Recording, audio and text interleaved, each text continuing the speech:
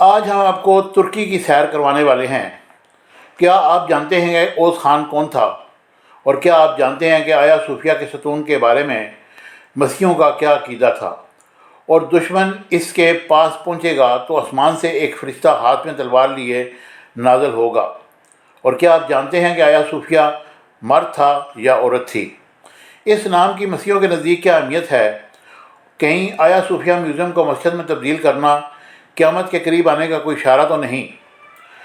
معاہدہ لوزان کیا ہے؟ کیا واقعی ترک 2023 کے بعد دوبارہ سلطنت عثمانیہ قائم کر پائیں گے یا قسطنطنیہ پر دوبارہ یورپی قبضہ کر لیں گے؟ کیا آپ جانتے ہیں کہ سعودی اور ترک ایک دوسرے سے نفرت کیوں کرتے ہیں؟ اردگان ماڈل کیا ہے اور کوسٹ گارڈ کے بیٹے نے کیسے ترکی کو دنیا کے 10 بڑے سیاحتی ممالک میں شامل کیا؟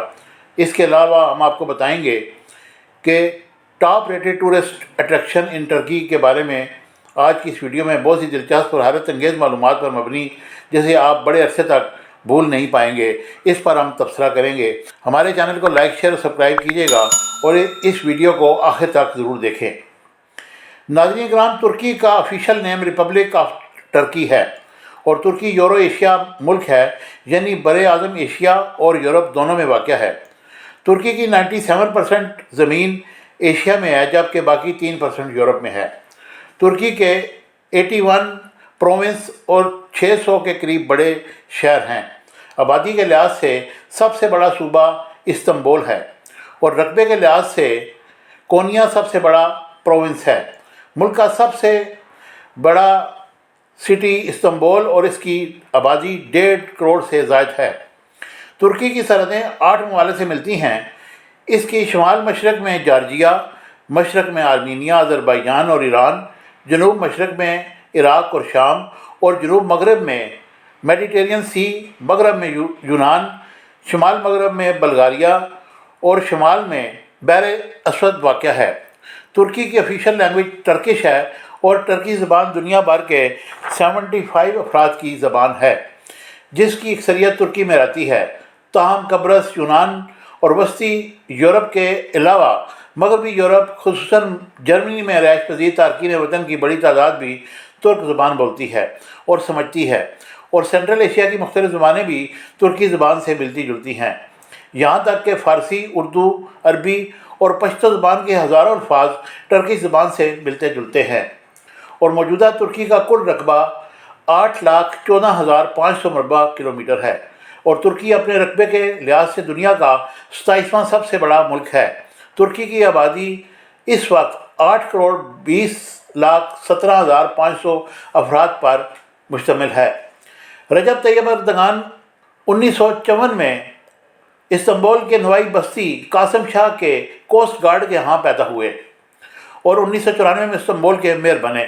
اردگان نے شہر کی تعمیر و ترقی پر $4 بلین کی خطیر رقم خرچ کی اور شہر کو پولوشن فری کر دیا۔ استنبول دیکھتے ہی دیکھتے ترکی کا پرامن اور ترقی یافتہ ترین شہر بن گیا۔ 14 مارچ 2013 کو ترکی کے وزیر اعظم بنے۔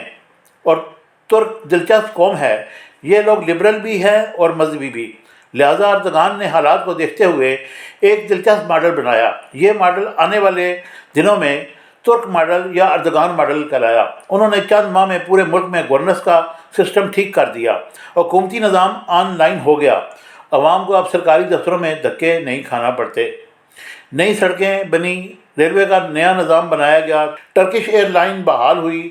ٹرکش ایئر لائن یورپ کی بہترین اور دنیا کی 7ویں بڑی ایئر لائن بن گئی۔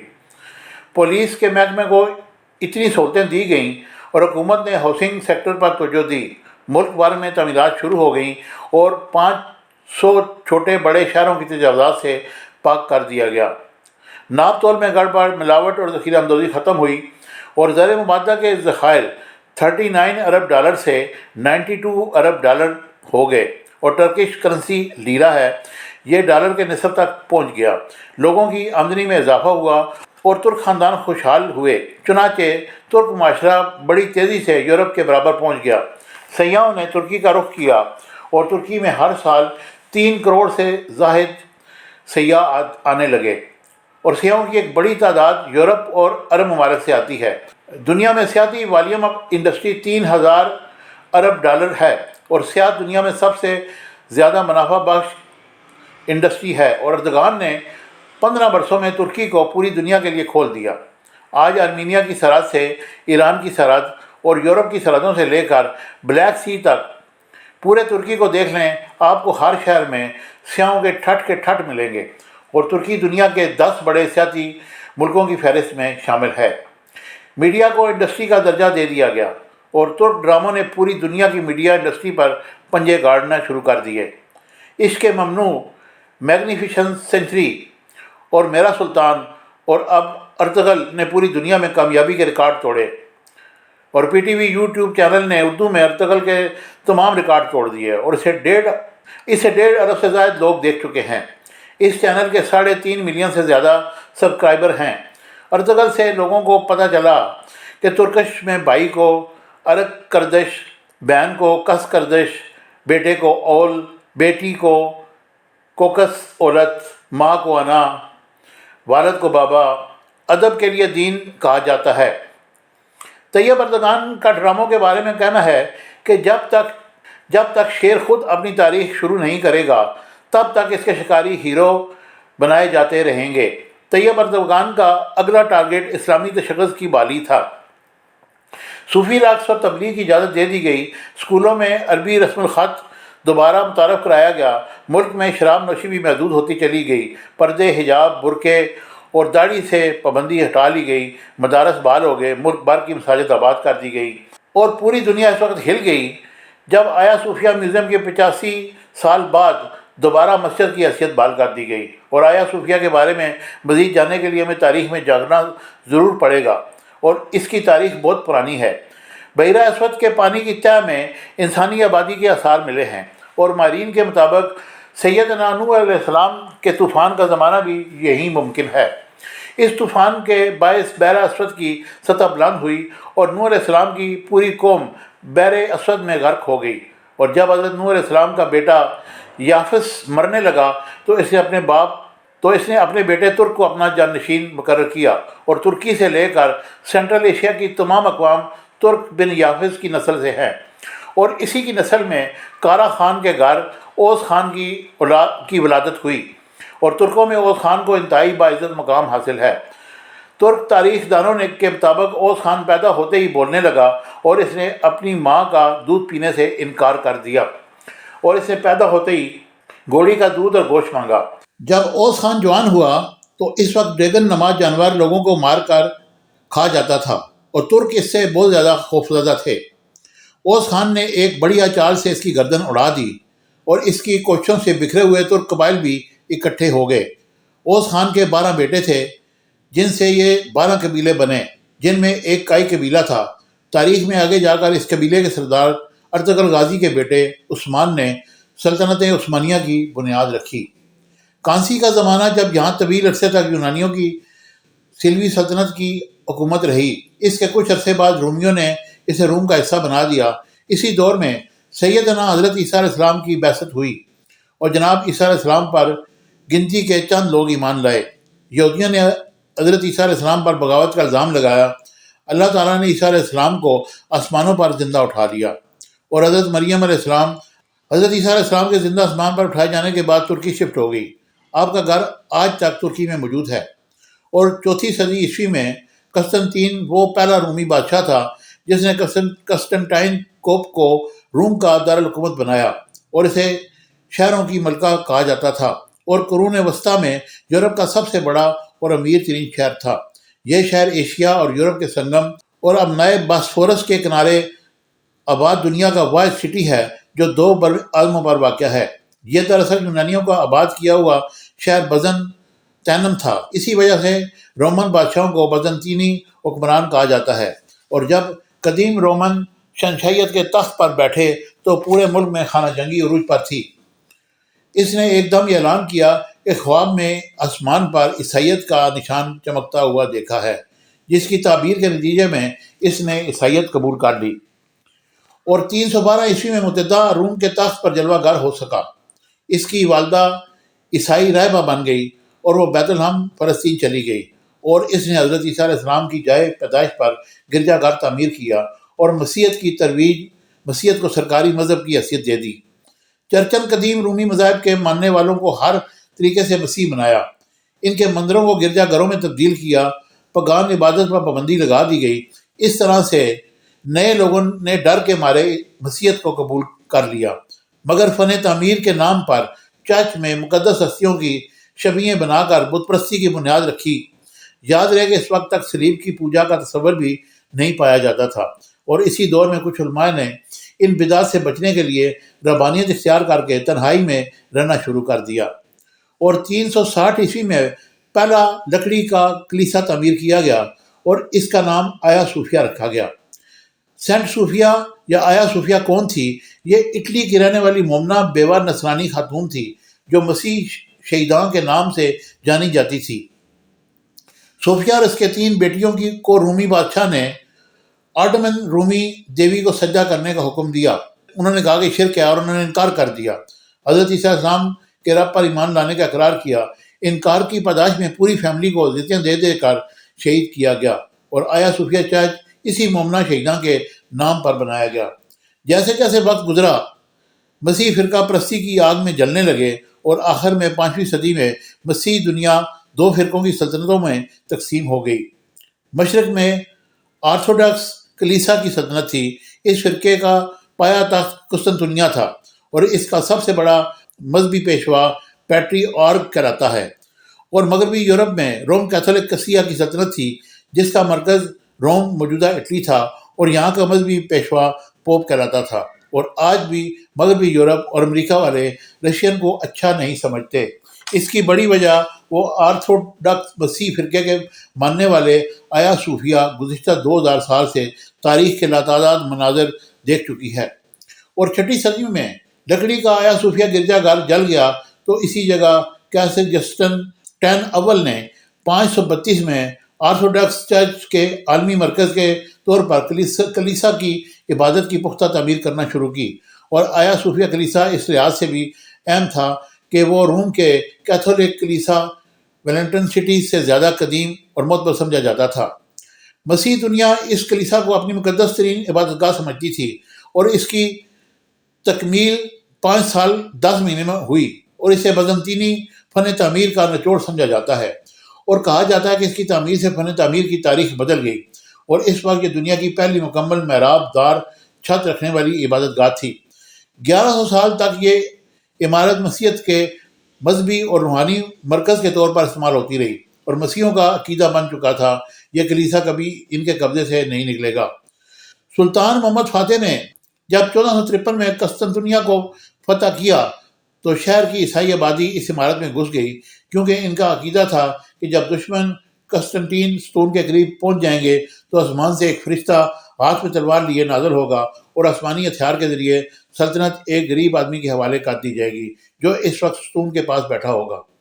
مشہور انگریز مورخ ایڈورڈ کیپٹن کلیسا کی منظر کشی کرتے ہوئے لکھتا ہے کہ گرجا کی تمام زمینی اور بالائی گیلریاں عورتوں، بچوں، شوہروں، پادریوں، راہبوں اور کنوار ننوں کے بھیڑ سے بھر گئیں، اور کلیسا کے دروازوں کے اندر اتنا ہجوم تھا کہ ان میں داخل ہونا ممکن نہیں رہا۔ جب سب لوگ اس مقدس گنبد کے سائے میں تحفظ تلاش کر رہے تھے، جسے وہ زمانہ دراز سے ایک لاہوتی عمارت سمجھتے تھے، لیکن سلطان محمد فاتح اس ستون سے گزرتے ہوئے اس کے گنبد کے حال میں داخل ہوئے، نہ کوئی فرشتہ نازل ہوا اور نہ ہی رومیوں کی شکست فتح میں تبدیل ہوئی۔ اور سلطان محمد فاتح نے فتح مکہ کی سنت کو دہراتے ہوئے کہا کہ آج تم کوئی مواخذہ نہیں، تم سب امان میں ہو۔ آیا صوفیہ موجودہ عیسائی خاندان جو اپنی موت اپنے سامنے دیکھ رہے تھے، سلطان کے اعلان پر پھوٹ پھوٹ کر رونے لگے، اور وہیں بہت بڑی تعداد میں لوگوں نے اسلام قبول کر لیا۔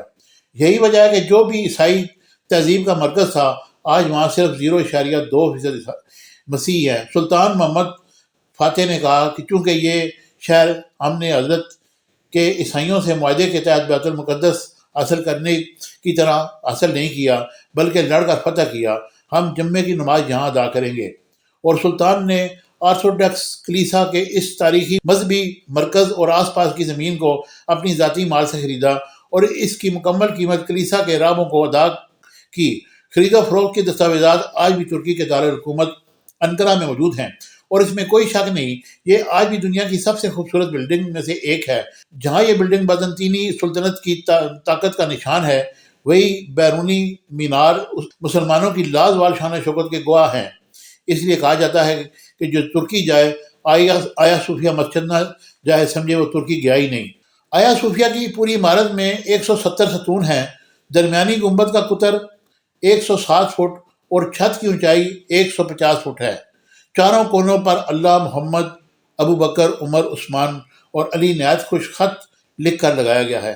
اسی دن سے آیا صوفیہ 481 سال تک یہ جگہ اذانوں سے گونجتی اور سجدوں سے مزین رہی، لیکن 1931 میں اتا ترک نے اپنی اس دشمنی میں پہلے اسے تالے لگائے، پھر 1935 میں اسے ایک عجائب گھر میں تبدیل کر دیا، اور طیب اردگان کی حکومت نے 85 سال بعد دوبارہ 450 سالہ مسلم تاریخ کو زندہ کر دیا، اور اب دوبارہ اس کے میناروں سے اذان کی صدا بلند ہو رہی ہے۔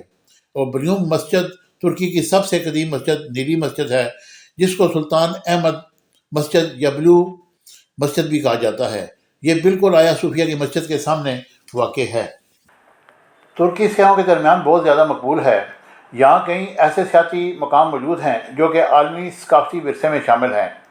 ٹھنڈے ملکوں کے سیاح استنبول، عزم اور اناطولیہ کے گرم ساحلوں کا رخ کرتے ہیں، جبکہ گرم ملکوں کے سیاح بلیک سی اور طرابزن جیسے ٹھنڈے شہروں میں نظر آتے ہیں۔ کیپوڈوچیا اور کونیا کی تو کیا ہی بات ہے۔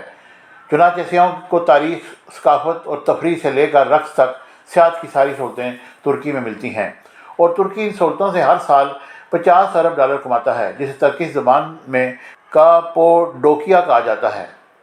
یہ ایسا سٹی ہے جیسے فیری ٹیل کی کہانیوں میں بتایا جاتا ہے، اور ترکی کا قدرتی عجوبہ، اس کی چٹانی وادیوں کو دیکھنا ہر فوٹوگرافر کی خواہش ہوتی ہے۔ چٹانوں پر لہروں کی طرح غاروں میں بنے گھر لاوا کے پھٹنے کے بعد برف باری سے وجود میں آئے، اور یہاں لوگوں نے گھر بنائے ہوئے ہیں، اور لوگ ہزاروں سال سے یہاں رہائش پذیر ہیں۔ اگر آپ اسے پیدل دیکھنا چاہتے ہیں تو آپ ہاٹ ایئر بالون رائڈ کے ذریعے خوبصورت نظاروں کا لطف بھی اٹھا سکتے ہیں۔ کپڈوکیا دنیا کا واحد شہر ہے جسے دیکھنے کے لیے صبح صبح ہزاروں غبارے فضا میں اڑتے ہیں، اور اس کی فیس 250 یورو۔ ترکی کی معیشت کے بارے میں بتاتا چلوں، ترکی کا سالانہ G D P 2.2 trillion dollar ہے۔ یہ گاڑیاں، ہوائی جہاز، الیکٹرانکس، لباس اور ٹیکسٹائل کی مصنوعات نہ صرف تیار کرتا ہے بلکہ ایکسپورٹ بھی کرتا ہے، اور ترکی کی فی کس آمدنی 27,000 ڈالر ہے۔ ترکی کا کیپٹل انقرہ ہے۔ یہ 50 لاکھ کے قریب افراد پر مشتمل سٹی ترکی کا سیکنڈ لارجسٹ سٹی بھی ہے، اور اس کا پرانا نام انگورا انقرہ اناطولیہ کے وسط میں واقع ایک اہم تجارتی اور صنعتی مرکز ہونے کے ساتھ ساتھ ترک سیاحت کا گہوارہ بھی ہے۔ بورسا استنبول سے 250 کلومیٹر دور ترکی کا چوتھا سب سے بڑا شہر ہے۔ اپنے باغات کے باعث یہ شہر یشل بروسا یعنی سبز بروسا کے نام سے جانا جاتا ہے، اور یہ شہر اپنی برفانی تفریح گاہوں، عثمانی سلطانوں کے مزارات اور زرخیز میدانوں کے باعث بھی مشہور ہے، اور ناران کی طرح ٹھنڈا علاقہ ہے، اور اسی شہر سے ترکی کی 70% آبادی کو پانی بھی فراہم کرتا ہے۔ ورثہ کی وجہ شہرت ایک بہت بڑا چنار کا درخت ہے جس کی عمر 700 سال کے قریب ہے، اور اسی چنار کے درخت کے سائے میں 1326 میں ارطغرل غازی کے بیٹے عثمان غازی نے سلطنت عثمانیہ کی بنیاد رکھی تھی، اور 1326 میں یہ شہر سلطنت عثمانیہ کا دارالحکومت بنا، اور 1365 میں اردنا کی فتح تک اسے ایک اعزاز حاصل رہا۔ رومن شہروں میں سے ایک ہے۔ کھنڈرات یادگاروں، سنگ مرمر سے بنی سڑکوں کا شہر ہے، اور رومن سلطنت کے سنہری دور کی زندگی کیسی تھی جاننے کی بہترین جگہ ہے۔ توپ کاپی پیلس، کاپی محل، یقین سے بالا تر محل آپ کو بادشاہوں کی بے چین تصوراتی دنیا میں لے جائے گا، اور اس کا انٹیریئر ٹائل اور شاہانہ زیورات سے سجا ہے۔ یہاں پہنچ کر آپ کو سلطنت عثمانیہ کی شان و شوکت کا صحیح اندازہ ہوگا، اور یہیں پر بیٹھ کر ترک عثمانی سلطان یورپ، افریقہ سے مشرق وسطیٰ تک حکومت کرتے تھے۔ پامو تلے، جسے انگلش میں کاٹن کاسل کہا جاتا ہے یعنی روئی کا قلعہ، ترکی کے سب سے مشہور قدرتی عجائبات میں سے ایک ہے، جو دیکھنے والوں کی آنکھوں کو قدرت کے شاہکار پر بے ساختہ سبحان اللہ کہنے پر مجبور کرتا ہے۔ سورج ڈلتے ہوئے چمکنے لگتے ہیں، اور تصاویر بنانے کے شوقین شام کو وزٹ کرتے ہیں۔ یہاں ہیری پولیس کے کھنڈرات کے نظارے اور دنیا کے قدیم ترین سپا سینٹر کا لطف بھی اٹھا سکتے ہیں۔ سمیلا منسٹم سمیع اللہ خان کا بحر اسود کے ساحل کے ساتھ پہاڑی کے دانے پر بنی خانقاہ ہے۔ یہ مسیح زائرین کے لیے ایک ستارے کی طرح توجہ کا مرکز ہے، اور اس کے بارے میں خیال کیا جاتا ہے کہ حضرت مریم علیہ السلام یہاں عبادت کیا کرتی تھی۔ ماؤنٹ نیمروڈ مشرقی ترکی کے لیے سب سے سر فہرست گھومنے والی جگہ میں سے ایک ہے، اور نمرود کی پہاڑی چوٹی میں بڑی تعداد میں مجسموں کی ٹوٹی ہوئی باقیات بکھری ہوئی ہیں۔ یہ عجیب و غریب اور تنہا جگہ ترکی کے سب سے عجیب آثار قدیمہ میں سے ایک ہے، اور دیو ہیکل بڑے بڑے دیوتاؤں کے بنجر چوٹی پر پڑے سر اس بات کا اعلان کرتے ہیں کہ اس کائنات کا مالک اللہ ہے، جو ازل سے ہے اور جسے موت نہیں آنی، جسے کوئی زوال نہیں۔ مغربی طاقتیں 2023 سے خوفزدہ کیوں ہیں؟ معاہدہ لوزان کیا ہے؟ اس معاہدے کے تحت ان تینوں بر اعظموں میں خلافت عثمانیہ ضبط کر لی گئی، سلطان کے خاندان کو جلاوطن کر دیا گیا، اور ترکی کو ایک سیکولر اسٹیٹ بنا دیا گیا۔ ترکی پیٹرول کے لیے ڈرلنگ نہیں کر سکتا تھا، باسفورس علمی سمندر شمار ہوگا، اور ترکی کسی بحری جہاز سے ٹیکس وصول نہیں کر سکے گا۔ باسفورس کی اہمیت کا اندازہ اس بات سے لگایا جا سکتا ہے کہ یہ عالمی تجارت میں ریڑھ کی ہڈی کی حیثیت رکھنے والی نہریں ہم پلہ قرار دی جاتی ہیں، اور طیب اردگان واضح کر چکے ہیں کہ ہم پیٹرول بھی نکالیں گے اور ایک نئی نہر بھی کھودیں گے۔ اسپین دوست اناطولیہ کے قریب جنوب میں روم تھیٹر آف اسپین دوست ہے، جہاں رومی دور کے وزراء جشن منایا کرتے تھے، اور کلاسیکل ایچ تھیٹر قدیم نوادرات کے ستاروں کی طرح نگاہوں کا مرکز، کروزنگ دا میڈین بیٹرین بحریہ روم کا سفر کرنے کے لیے ترکی کی بہت بڑی سیاحتی پٹی ہے، جہاں سے بہت سے ٹورسٹ اسپاٹ موجود ہیں۔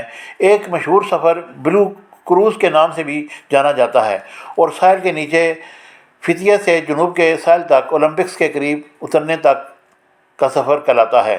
ٹرکش فوڈ کے بارے میں آپ کو بتاتا چلوں، ویسے تو ترک قوم کھانا باربیکیو کے ساتھ ساتھ سبزیاں، سلاد، پراٹھا اور پنیر ہوتا ہے۔ جب بھی آپ ترکی جائیں، گرم گرم آلو اور پنیر کے پراٹھے جو ترکوں کی مرغوب غذا ہے ضرور کھائیں۔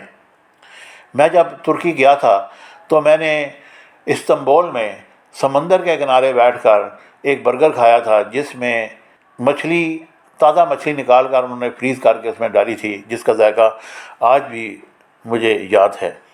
جب بھی آپ ترکی جائیں، گرم گرم آلو اور پنیر کے پراٹھے جو ترکوں کے مرغوب ہیں ضرور کھائیں، اور اگر آپ کافی کے شوقین ہیں تو ٹرکش کافی کا پہلا گھونٹ آپ کو ہلا کر رکھ دے گا۔ عام کافی سے 5 گنا زیادہ کڑوا، یہ ٹیسٹ کسی کے بس کی بات نہیں۔ یہ بغیر چینی کے پی جاتی ہے۔ جس طرح عربوں کو اونٹ کا گوشت اور اونٹنی کا گوشت بہت پسند ہے، ترکوں کو گھوڑے کا گوشت اور گھوڑی کے دودھ کی چائے بہت پسند اور مرغوب ہے۔ اسی طرح سے ترک قوم بہادر اور دوستوں کی قدر کرتی ہے، خصوصاً ہر ترک پاکستان اور پاکستانی قوم کا بہت احترام کرتے ہیں۔ آپ جس ترک سے بھی ملیں، بتائیں ہم پاکستان سے آئے ہیں، تو آپ سے گرم جوشی کے ساتھ ہاتھ ملائے گا اور چند اضافی آئٹم بھی پیش کریں گے۔ اس کی مثال میں ایسے دے سکتا ہوں کہ بزنس ٹائمز نیوز کے ایڈیٹر آغا اسامہ بن طاہر اپنی فیملی کے ساتھ کچھ ماہ پہلے جب انہوں نے ترکی کا دورہ کیا تو انہوں نے ترکوں کی بہت تعریف کی، اور انہوں نے کہا کہ یہ بہت مہمان نواز اور خوش مزاج اور پاکستان سے محبت کرنے والے لوگ ہیں۔ ناظرین کرام، یہاں لڑکیاں 21 سال کی عمر میں شادیاں کرتی ہیں۔ یہاں کی اوسط عمر 76 سال ہے۔ ناقابل یقین بلیو واٹر قدموں میں لش گرین جنگلات، بھیڑ سے بھرپور سفید چمکتی ریت والے ساحل کا لطف پیرا گائیڈڈ کے ذریعے لینے کے لیے فتح کے قریب یہ چوٹی پر دنیا کے سب سے بڑے پیراگنگ اسپاٹ پر پہنچنے اور جادوئی نظاروں کا پیرا گلیڈنگ کے ذریعے آسمانوں میں اترتے ہوئے نظارہ کریں۔ اناطولیہ بحر روم کے مرکز میں ہر کسی کے لیے کچھ نہ کچھ ہوتا ہے، اور شہر کے باہر بیچز یورپی سیاحوں کی طرف راغب کرتے ہیں، اور اس شہر میں آج بھی عثمانی طرز تعمیر دیکھنے کو ملتی ہے، اور یہ شہر سیاحت کے حوالے سے مشہور شہروں میں سے ایک ہے۔ سعودی ترکوں سے نفرت کیوں کرتے ہیں؟ ہمارے ہاں بھی 2 طبقے ہیں، ایک ترکوں کو صحیح سمجھتا ہے، دوسرا سعودیوں کو، حالانکہ دونوں کا بیسک معلومات سے زیادہ کچھ پتہ نہیں۔ جب سعودی عرب اپنی تاریخ پر نگاہ ڈالتا ہے تو اسے سلطنت عثمانیہ کا دور یاد ضرور آتا ہے۔ آیا صوفیہ کے عین سامنے 1818 میں سلطنت عثمانیہ کے فوجی سعودی عرب کے شاہ عبداللہ بن مسعود اور جملی امام کو ایک زنجیر میں جکڑ کر استنبول لائے۔ جب عبداللہ بن سعود کا سر قلم کیا گیا تو ایک بہت بڑا ہجوم آیا صوفیہ کے باہر جشن منا رہا تھا، اور شاہ عبداللہ بن مسعود کی سربریدہ لاش کو 3 دن تک رکھا گیا تھا۔ اسی دوران سلطنت عثمانیہ کے فوجیوں نے اس وقت کے سعودی دارالحکومت بحریہ اور ریاض کے مضافات پر حملہ کیا تھا۔ سعودی عرب کے موجودہ حکمران 84 سالہ شاہ سلمان اور 34 سالہ ولی عہد شہزادہ محمد بن سلمان عبداللہ بن مسعود کے خاندان سے تعلق رکھتے ہیں، جن کا آیا صوفیہ کے سامنے سر قلم کیا گیا تھا۔ ایک اور غلط فہمی کے نتیجے میں بتاتا چلوں کہ ہمارے یہاں سمجھا جاتا ہے کہ پورے سعودی عرب پر سلطنت عثمانیہ کی حکومت تھی۔ آپ بھی ایسا سمجھنے والوں میں سے ہیں تو بتاتا چلوں کہ سعودی عرب کی صرف ساحلی پٹی پر یعنی مکہ اور مدینہ عثمانیوں کے ماتحت رہے۔ ترکی کے آخری سلطانوں نے بدعت، قبر پرستی، صوفی ڈانس اور قوالیوں کو فروغ دیا تھا، اور اسی وجہ سے ارطغرل پر سعودی عرب، مصر، متحدہ عرب امارات میں پابندی عائد ہے۔ اور بڑے افسوس سے کہنا پڑتا ہے کہ جو عرب قبر پرستی کے خلاف، وہی آج اسرائیل کی جھولی میں پکے پھل کی طرح گرتے جا رہے ہیں۔ اور یاد رہے کہ نبی کریم صلی اللہ علیہ وسلم نے فرمایا تھا، عرب کے لیے تباہی ہے اس فتنے کے جو بہت نزدیک آ چکا ہے، اور دوسری حدیث کے مطابق اس فتنے سے سعودی عرب کا کوئی ایک گھر بھی نہیں بچے گا۔ عربوں اور اسرائیلیوں کا یہ معاہدہ اسی تباہی کی جانب پہلا قدم ہے۔ قسطنطنیہ آپ کے پیشن گوئیوں کی حقانیت کا امین ہے، اور سید الانبیاء کی زبان مبارک سے اس شہر کا ذکر کئی حوالوں سے ہوا ہے۔ یہ شہر آپ کو پیشن گوئیوں کے مطابق 1453 میں فتح ہوا، لیکن اس عظیم شہر کے بارے میں باقی تمام حدیث اس بڑی جنگ سے متعلق ہے، اور آرتھوڈکس مسیحیوں کو نبی کریم صلی اللہ علیہ وسلم کی اس پیشن گوئی پر یقین ہے۔ قسطنطنیہ ایک بار پھر مسلمانوں کے ہاتھ سے نکل جائے گا، اور اس حدیث پر اتنا یقین ہے کہ آرتھوڈکس کلیسا کا سربراہ آج بھی اپنے نام کے ساتھ سربراہ کلیسا قسطنطنیہ لکھتا ہے، اور سیدنا امام مہدی کی فتوحات میں فتح ہونے والا آخری شہر قسطنطنیہ ہی ہوگا۔ اور ورلڈ ٹریڈ سینٹر کی پیشن گوئی کرنے والے بابا نانگا نے کہا تھا کہ 2043 تک یورپ میں مسلمانوں کی حکومت آ جائے گی، اور اس کی ایک پیشن گوئی کے مطابق 2046 سے 2070 کے درمیان ایک مسجد پر حملہ ہونے کے بعد امریکہ مسلمانوں کے ایک شہر پر حملہ کرے گا، اور اس طرح نئی طرح کا ہتھیار استعمال کرے گا جس سے درجہ حرارت تیزی سے گر سکتا ہے۔ یہ تھی تیزی سے بدلتی ہوئی مشرق وسطیٰ کی صورتحال۔ بہرحال آپ کو جب بھی موقع ملے آپ ترکی کی سیر ضرور کریں، اور اپنے مسلمانوں کی بنائی ہوئی چیزوں کو ضرور دیکھیں۔ مجھے امید ہے میری یہ ویڈیو آپ کو پسند آئے گی۔ میرے چینل کو لائک، شیئر اور سبسکرائب کیجیے گا۔